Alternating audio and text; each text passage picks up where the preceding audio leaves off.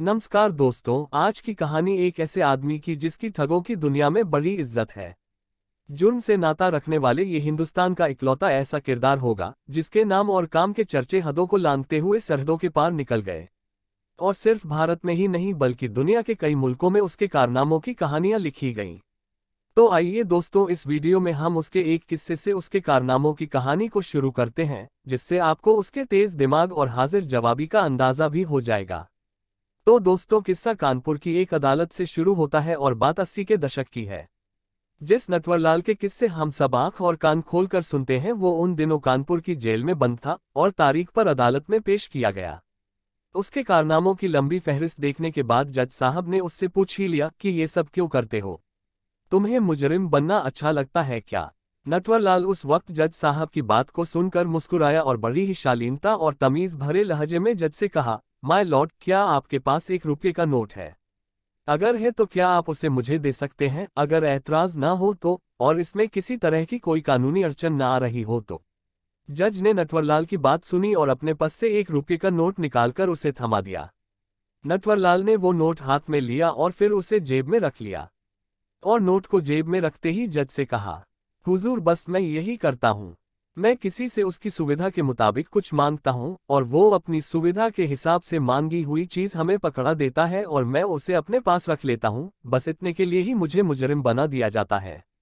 नटवरलाल का ये जवाब सुनकर न सिर्फ जज साहब मुस्कुराए बल्कि अदालत में मौजूद हर शख्स खिलखिलाकर हंस पड़ा। हालांकि जज ने उसको रिहा नहीं किया, लेकिन उसकी सजा में दी जा रही सख्ती को थोड़ा कम जरूर कर दिया, मगर अपने फैसले में ये लिखना नहीं भूले कि मिथिलेश कुमार श्रीवास्तव वाकई बेहद तेज दिमाग और हाजिर जवाब के साथ साथ बातचीत में माहिर भी है। इसलिए ये दूसरे अपराधियों के मुकाबले ज्यादा खतरनाक है।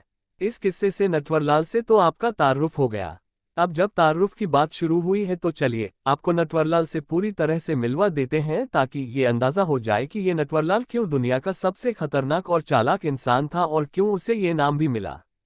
1912 को बिहार के सिवान जिले के बंदरा गांव में मिथिलेश कुमार श्रीवास्तव पैदा हुआ और छोटी सी ही उम्र में उसने अपने कारनामों की झलक दे दी थी।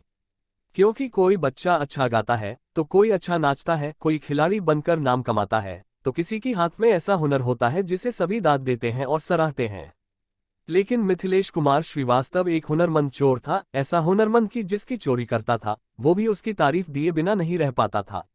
मिथिलेश कुमार श्रीवास्तव की नटवरलाल बनने की शुरुआत उसके ही पड़ोस से ही हुई। हुआ ये कि जब वो छोटा था तो पढ़ने में काफी तेज था। एक बार मिथिलेश के पड़ोस में रहने वाले उसके पड़ोसी ने एक चेक देकर उसे बैंक में जमा करने को कहा। वो सिर्फ 10 रुपये का चेक था। उस चेक को देखकर मिथिलेश कुमार की आंखें चमक उठी और चेक में दस्तखत को उसने बड़े गौर से देखा। चेक लेकर बैंक जाने से पहले मिथिलेश कुमार ने दस्तखत की जमकर प्रैक्टिस की और फिर जाकर चेक को बैंक में जमा करा दिया। लेकिन उसके बाद ही मिथिलेश ने अगले कुछ दिनों में करीब 10 बार बैंक के नकली दस्तखत से 1000 रुपये निकाल लिए। इसका पता जब पड़ोसी को लगा तो उन्होंने बैंक में तफ्तीश की तो पता चला कि नकली दस्तखत वाले चेक से उसी मिथिलेश ने पैसे निकाले हैं। मगर ये देखकर बैंक वाले भी ताज्जुब करने लगे कि असली और नकली दस्तखत एकदम हूबहू थे। पड़ोसी ने मिथिलेश के इस कारनामे की जानकारी उसके पिता को दी तो पिता ने मिथिलेश की जमकर पिटाई की, जिससे रूठकर वो कोलकाता चला गया, जो उस समय कलकत्ता कहलाता था। कोलकाता में मिथिलेश कुमार श्रीवास्तव ने अपनी पढ़ाई पूरी की। वहीं मिथिलेश ने एक कॉटन कारोबारी सेठ के यहाँ नौकरी कर ली। उसके तेज दिमाग की बदौलत कारोबारी ने अपने बच्चे को ट्यूशन पढ़ाने के लिए उससे कह दिया। सिलसिला यूं ही चलता रहा। एक रोज मिथिलेश ने अपनी पढ़ाई को आगे बढ़ाने के लिए सेठ से कुछ पैसे उधार मांगे, लेकिन सेठ ने उसे पैसा देने से इनकार कर दिया। सेठ का वो इनकार मिथिलेश को अखर गया। उसके बाद उसने उस सेठ को रुई की गांठ की खरीद में उस वक्त के 4.5 लाख रुपए की चपत लगाई और वहां से निकल भागा। यहां से मिथिलेश कुमार जमाने के लिए नटवरलाल हो गया। कानून की पढ़ाई कर चुके मिथिलेश कुमार को कानून की बारीकियों का अच्छी तरह अंदाजा हो गया था, लिहाजा उसने कानून की उन्हीं कमजोरियों को अपना हथियार बनाया और बड़े बड़े नेताओं और बड़े नामचीन लोगों के नाम से सैकड़ों ठगी की वारदात को अंजाम दिया। हालांकि ठगों की दुनिया में जब मिथिलेश कुमार उर्फ नटवरलाल नया नया ही था, तभी उसने रेलवे के लोकोशेड से कई टन स्टील की चद्दरों का सौदा करना चाहा, मगर कामयाब न हो सका। वो शायद ऐसा पहला ठग था जिसने तत्कालीन प्रधानमंत्री राजीव गांधी का नाम लेकर ऐसी ठगी की जिसे सुनकर राजीव गांधी ने भी माथा पकड़ लिया था। असल में उस वक्त राजीव गांधी प्रधानमंत्री थे, जबकि उनकी कैबिनेट में नारायण दत्त तिवारी वित्त मंत्री हुआ करते थे।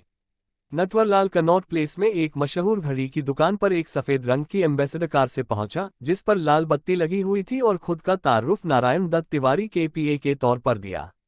वहां दुकान के मालिक से नटवरलाल ने कहा कि प्रधानमंत्री राजीव गांधी ने कैबिनेट की बैठक बुलाई है और उस बैठक में हिस्सा लेने वाले तमाम लोगों को एक एक घड़ी गिफ्ट के तौर पर देना चाहते हैं, लिहाजा सबसे बेहतर घड़ी दिखाओ।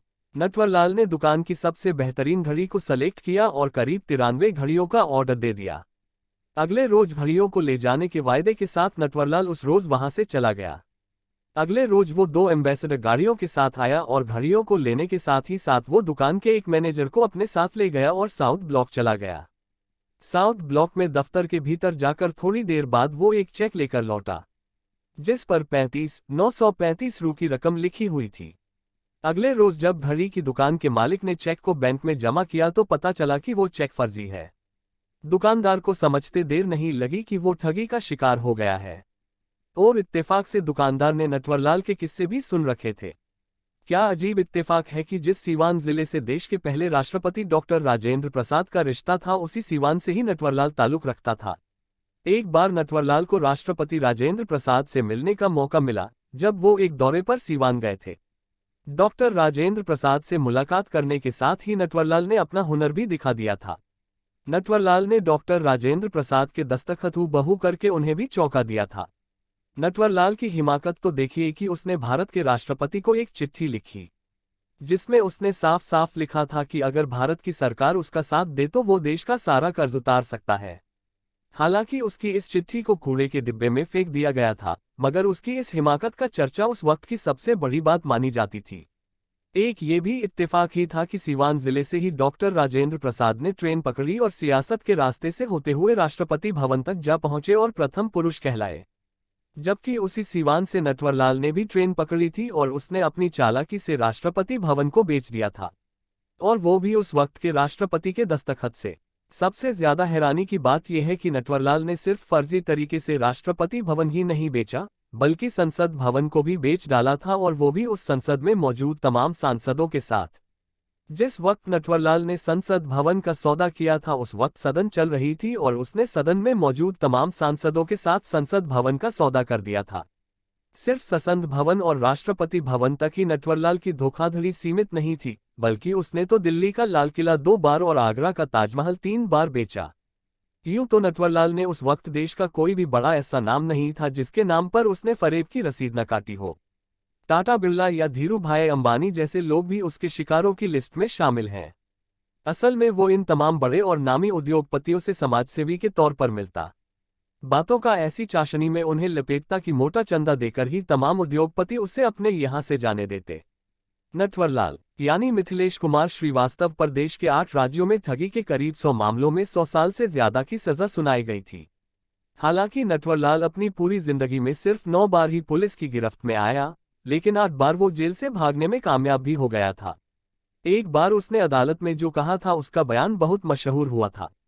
जज ने नटवरलाल से पूछा कि तुम्हें खुद पर इतना भरोसा कैसे हो जाता है कि तुम लोगों को ठग लेते हो और भाग जाते हो, क्या तुम कानून से भी बड़े हो? इस पर नटवरलाल ने जो जवाब दिया वो बहुत मशहूर हो गया था। नटवरलाल ने कहा था कि मुझे अपनी बुद्धि पर इतना भरोसा था कि मुझे लगता था कि मैं कभी पकड़ा ही नहीं जा सकता। ये तो परमपिता परमेश्वर की मर्जी है, बाकी मैं नहीं जानता उसने मेरी किस्मत में क्या लिखा है।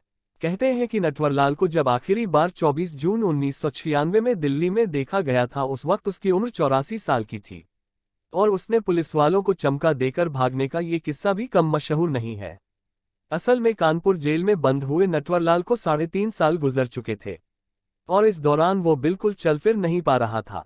पुलिस ने उसके पैरों का इलाज भी करवाया, लेकिन कोई फर्क नहीं पड़ा। तब उसने जेल प्रशासन को एक चिट्ठी लिखी कि उसके पैरों का इलाज अच्छे अस्पताल में करवाया जाए। जेल प्रशासन ने उसकी ये बात मान ली और उसे इलाज के लिए दिल्ली भेज दिया गया। इलाज के बाद वो व्हीलचेयर में बैठकर ही दिल्ली से कानपुर भेजा जा रहा था। उस वक्त उसके साथ 3 पुलिस वाले थे। स्टेशन पर उसने एक पुलिस वाले से सिरदर्द की गोली लाने को कहा। पुलिस वाला उसके लिए दवा लेने स्टेशन के बाहर चला गया। तब उसने दूसरे पुलिस वाले से चाय पिलाने को कहा। दूसरा पुलिसवाला चाय लेने चला गया तब उसने तीसरे पुलिसवाले से वॉशरूम जाने की इच्छा जताई। जैसे ही पुलिसवाला उसे लेकर वॉशरूम की तरफ गया तो भीड़ में नटवरलाल अचानक न जाने कहां भीड़ में गुम हो गया। पुलिस वालों ने पूरा स्टेशन छान मारा लेकिन वो नहीं मिला। कहा तो यहां तक जाता है कि उसने दिल्ली स्टेशन से भागने का प्लान 3 साल पहले ही कानपुर जेल में ही बना ली थी और उसका चलना पाना असल में उसके उसी प्लानिंग का हिस्सा भी था। कहा जाता है कि नटवरलाल 1996 में ही एक हादसे का शिकार हो गया था, जिसके बारे में नटवरलाल के भाई गंगा प्रसाद श्रीवास्तव ने पुलिस को बताया था कि रांची में ही नटवरलाल का अंतिम संस्कार कर दिया था। लेकिन पुलिस महकमा इस बात को आज तक मानने को तैयार नहीं है कि नटवरलाल मर चुका है। तो दोस्तों, ये थी आज की कहानी। अगर आपको पसंद आई हो तो लाइक जरूर करें। Thanks for watching this video.